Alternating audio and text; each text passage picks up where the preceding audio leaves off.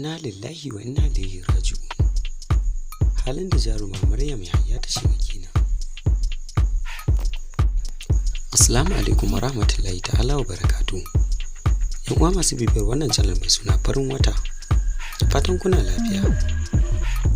Yau za mu bayyana muku gaskiyar abin da ke faruwa da wannan jaruma ta Kannywood, wacce mutane da yawa suke tsammanin cewa mata rasu. Sai dai jarumar Maryam Yahaya tana nan a raye. Sai dai tana fama da matsananciyar rashin lafiya ne, wanda wasu suke ganin kamar an yi mata sammani ko kuma wani makaru. Jarumar dai wacce aka daina jinta tun a shekarar 2021 din nan ta samu wannan matsala ta larura, wacce mutane da yawa kan yi mata fassara daban-daban.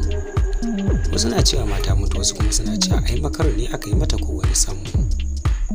Sai dai a kwana-kwanan nan na BBC Hausa ta zanta da na kusa da wannan jaruma, wato 'yan uwanta, wanda hakikanin gaskiyar abin da ke faruwa da wannan jaruma shine 'yan uwan nata sun bayyana wa BBC Hausa cewa 'yan uwan dai na Maryam Yahaya sun bayyana wa BBC cewa jarumar tana fama ne da larura ta typhoid, wato malaria da kuma typhoid su ne suke damun Maryam Yahaya, wanda ya kai ta har ta shiga halin da take ciki a yanzu, wanda mutane da yawa kan yi mata fassara daban-daban.